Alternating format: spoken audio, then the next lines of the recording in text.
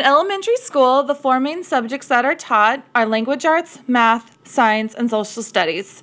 A lack of time is a major factor in choosing curriculum, so if something needs to be cut from the agenda, it will be social studies, as most states do not have any standardized tests on the subject. After reading this chapter, I started to think back on my elementary school years and if I was lacking in social studies back then. When I thought about it thoroughly, I realized that we really didn't learn a lot when I was younger. We had projects on the Pilgrims during Thanksgiving. I remember doing a project in 4th grade on the state of Montana, but I really didn't spend every day on social studies.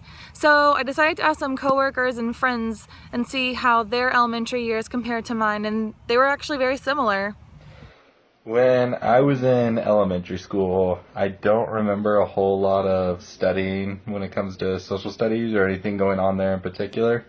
Mostly I remember maybe doing weekly projects or the occasional thing for a big holiday like Martin Luther King Day or, the Independence Day or whatever.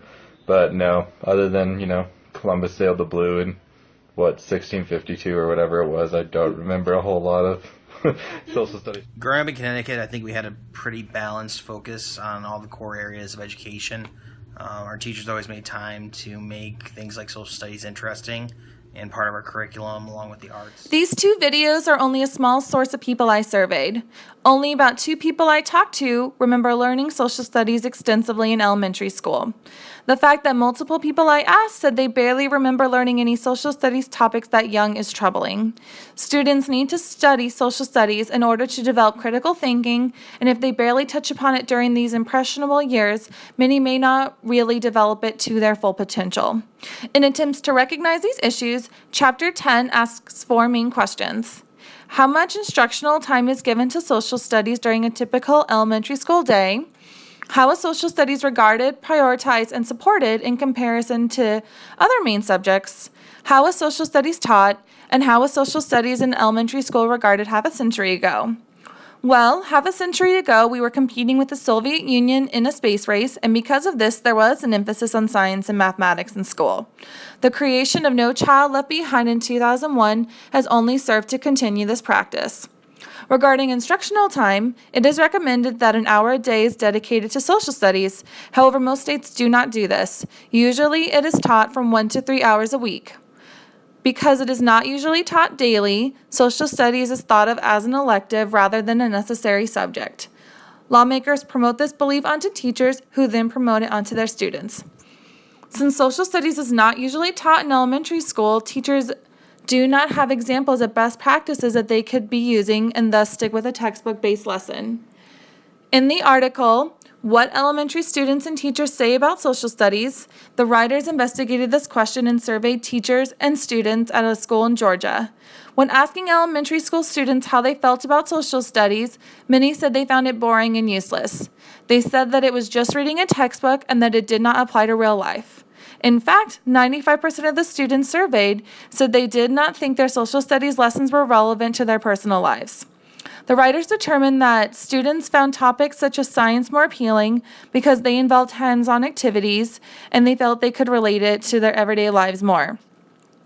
The fact that the people I interviewed for this video only remember major projects is clearly an example that textbook-based learning does not work in the long term.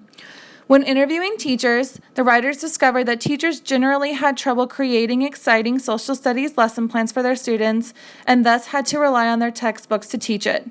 Many of the teachers stated they only use the textbook as a source, but that they would have liked to use sources such as maps, videos, and online software more if they had more training.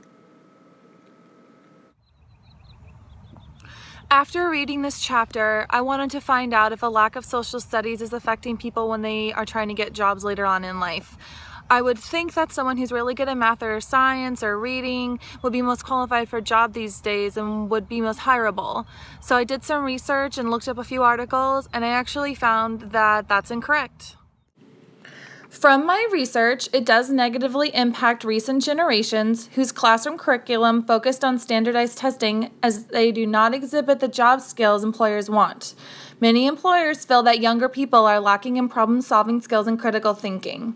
In the article, The Surprising Reason College Grads Can't Get a Job, the writer quotes a survey by the Workforce Solutions Group that found more than 60% of employers said that their applicants lack communication and interpersonal skills.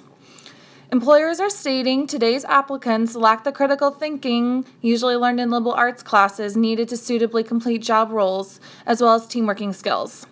Because students are only spending about half of their school career learning social studies topics, when they graduate, this is affecting them in ways that they may not realize.